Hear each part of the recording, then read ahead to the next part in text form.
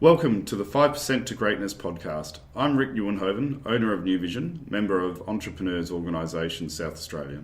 The views of the hosts and the guests are of a personal nature and do not represent any organisation. Enjoy today's show.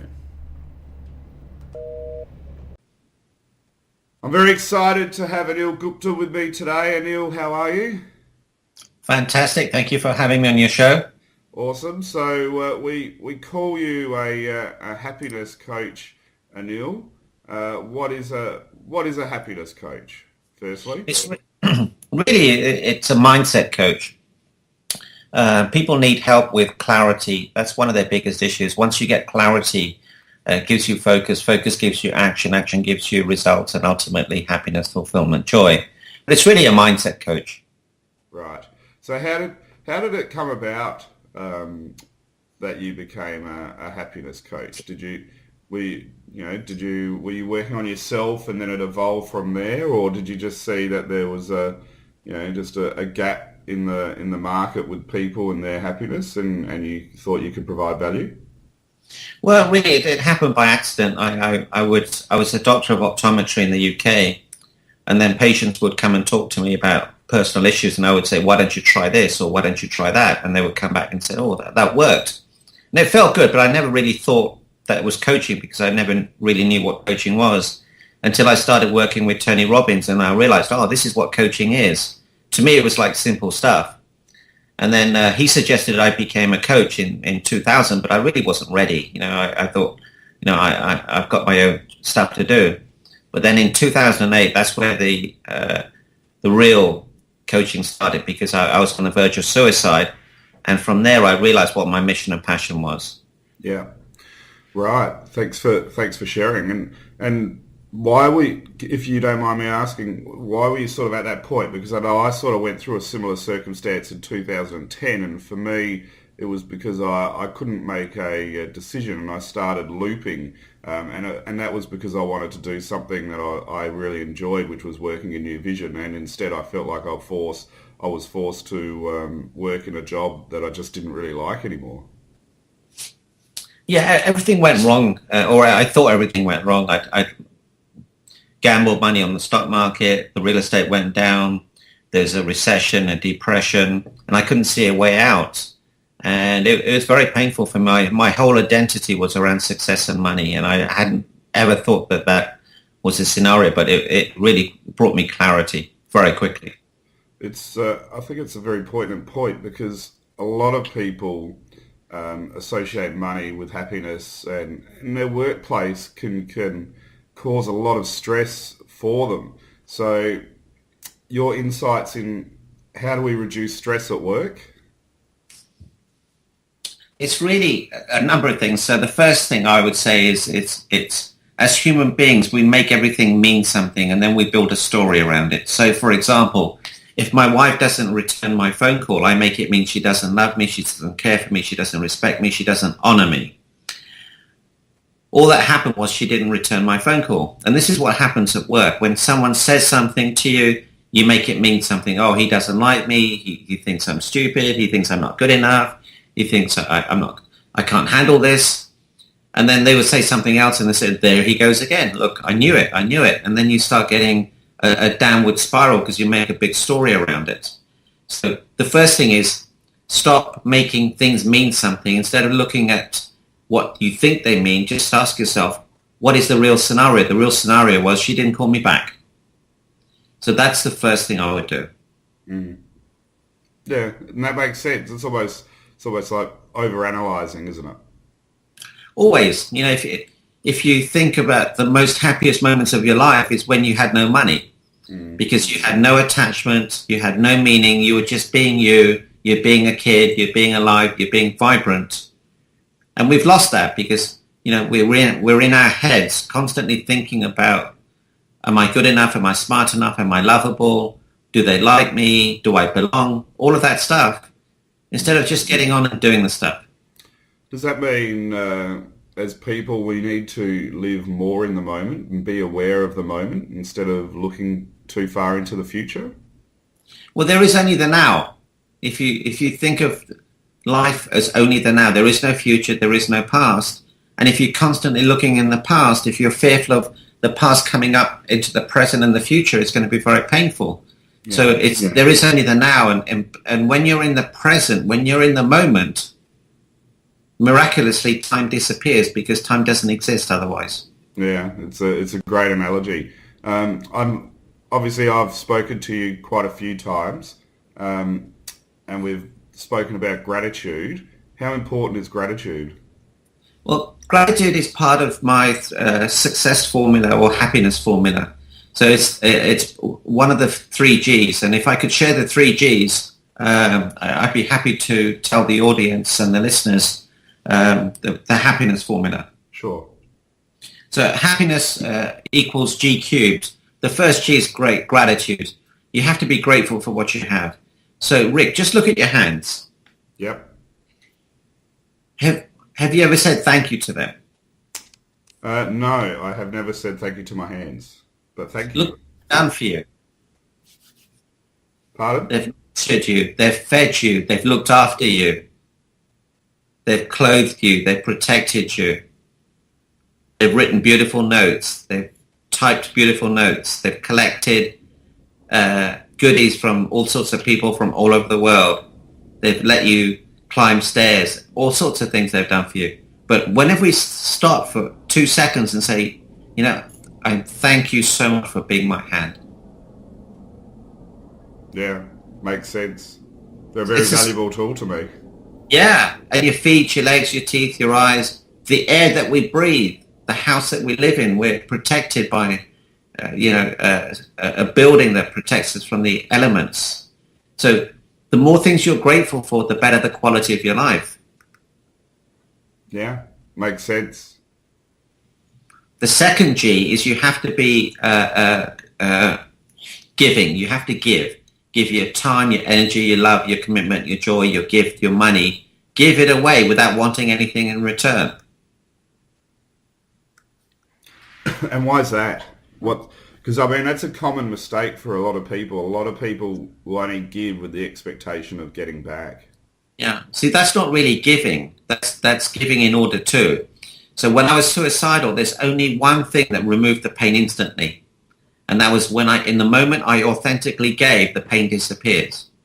Because in the act of giving, it's a selfless act and it fills you with joy. And when you're filled with joy, the pain disappears. There cannot be any pain in the moment you authentically give. And I guess people are always absorbed about money, but I'm assuming you're not necessarily talking just about money. No, it's not money. It's your time, your love, your generosity, your laughter, your gift, your happiness, your presence, your joyfulness, your humor. It's just give anything. It's not about money. The money is just a different type of energy. But if your intent is to give a compliment. If you compliment someone, you never know. You could be saving their life. They may be on the verge of suicide. But in that moment, they felt, someone cares. Yeah. We don't know. Yeah, makes sense. And the third one? The third G, you have to grow. Emotionally, physically, spiritually, mentally. Mm-hmm. So if you do those 3 Gs, at any given time, one of those 3 Gs is lower than the rest. So you could do the 3G test, which is my lowest G, and work on that lowest G, and that will raise all the Gs. So what's the most common way for the growing G? Is it just continual learning and focusing on yourself and your state of mind and trying to improve? It is, and it's also, obviously the fastest way is through a coach, but you could get a book, read some books, read some journals, listen to some stuff, but it all comes from awareness. You cannot be in love, you cannot be joyful, you cannot be in bliss, you cannot be successful unless you have awareness. So it all stems from awareness. If you raise the level of awareness you're able to experience, your quality of life will exponentially increase. Yeah. So what about, there's been, some people have been talking to lately have sort of been focusing on this concept of attachment. How does attachment tie into all of this? So the quality of your life is dependent on the number of attachments that you have. The lesser the attachments that you have, the better the quality of life. So attachments really means control. Mm-hmm. You know, if you can let go of stuff, if you can let go of an expectation, if you can let go of wanting things done in a particular way, or if you can let go of being attached to your car or your house, that will give you power. And I think that that's an apt question for employers, employees, or people just in general on a personal level, because I guess if I put my employer hat on, as you're talking about control, I guess if I'm not willing to lose control to the people that I've trusted to do the work, and I keep my attachment to all those tasks, well, it's going to cause me and them frustration and not 100% productivity, I'd imagine, as well.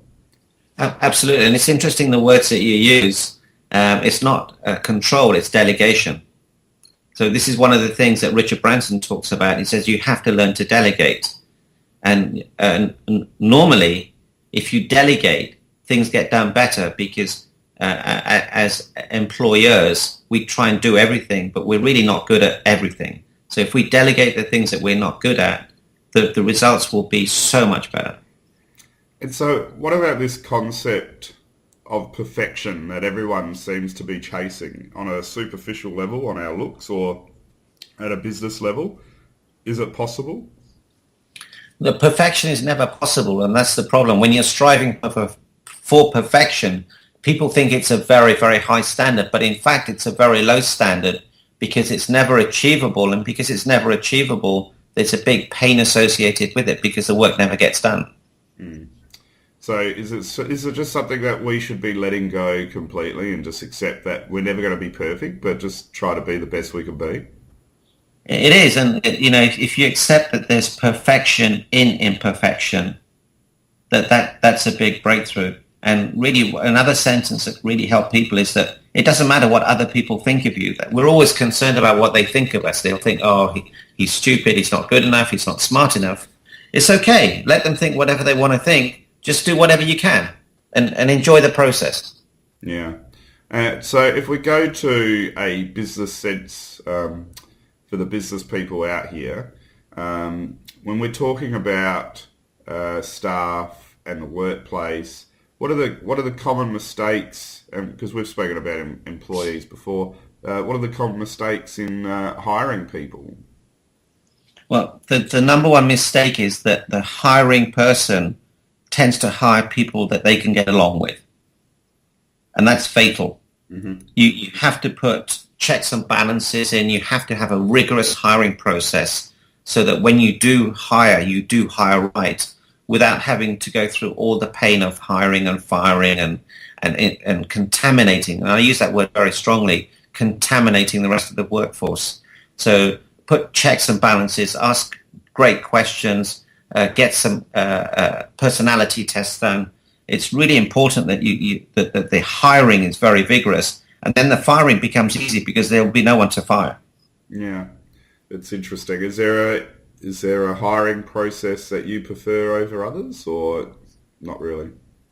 Well, I would go through. I would make people jump through hoops. So, for example, if I was hiring a graphic designer, I would put out a notice saying, "Look, I want you to email me between 2 and 3 p.m.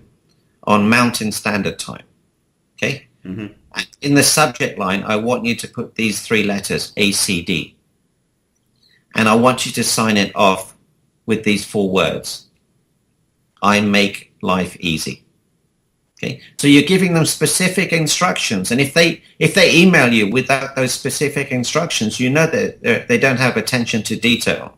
They don't, and if they don't do it between the times in Mountain Standard Time, means that they have to do some research. So you're giving them some very, very easy tasks, but it'll tell you whether they are orientated towards detail or not. So then you can filter them out. So then you have 4 that you can choose from. Then you just give them harder tasks. So have you ever seen or used yourself the process of including other employees in the interview process? Because I guess at this end of the day, they've got to work with the team. So getting other employees to assess whether they get on with the person and if they think they're up for the job. For your A-grade employees, your superstars I'm talking about.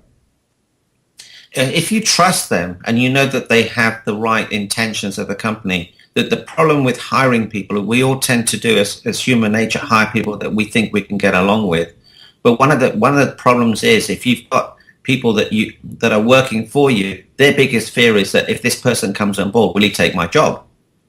Yeah. So it's a balance, and what you could do is really choose one or two superstars who are not concerned about their position or what other people think, who are very, very objective rather than being very subjective about things. Yeah. So that would help. And again, it depends on the circumstance, but you could use that as the final filter.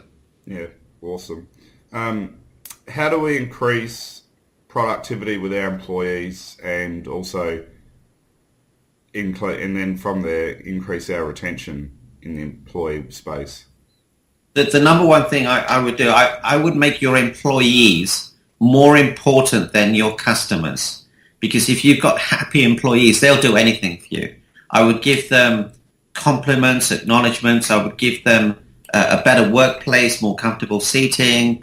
I would arrange for massages, inspirational quotes on the walls. I would listen to them and find out what their favorite charities are and start a fund. I would employ a director of fun or make one of the members of staff a director of fun. So really focus on serving your staff, and I promise you, once you start doing that, they'll do anything for you. People will not leave a company because of money. They will leave it because of a loss of leadership. Yeah. Australians, the psyche seems to be a little bit more cynical. It's something I've tried to reflect on. But I don't think it means that won't work. I think it just means as a boss we need to just persevere more and get it ingrained into the culture a little bit harder, and then once it's ingrained they'll enjoy it. I mean, who wouldn't enjoy having more fun in the workplace? Yeah, and again, it's your intent. It's how you show up. People can assess your vibrational energy, whether you're being authentic or not, and it's how you show up as a leader will determine how they show up. Yeah, exactly. And I know you're really busy, so just quickly, in relation to your coaching, are you only helping people on a personal level, or are you helping business people like with some of the questions that we've asked? Yeah, well, I do personal coaching, I do business coaching, and I'm just starting up some group coaching programs because obviously my time is running out. I don't have so much free time nowadays. So I am starting some group coaching, and in fact, I was just with a coaching client, and he wants me to coach some of his executives in his group, and he's got a fairly large group. So really, group coaching and one-to-one coaching is mostly what I do. Right. So what about how would people get in contact with you? What's the best way to find you? The best way is probably go to my website, which is immediatehappiness.com. And on that website, you'll get some very, very beautiful videos on how to reach a richer, happier, fuller life. And also, you can take a happiness test that I have on my site, and it'll tell you in detail areas of your life you need to work on. And if after that you decide you need to fast track it, there is a strategy call that I'm happy to do with anyone who's interested in fast tracking the happiness. Awesome, Anil. Thank you very much for your time. I appreciate you, Rick. Thank you for having me on your show. No, it's been great. I'm glad you trusted me to do the small interview, and I know you've got to go off and do some coaching with someone else, so I won't take up any more of your time. So thank you very much, and look forward to speaking to you soon. Thanks, Rick. I appreciate you. Thank you. Bye.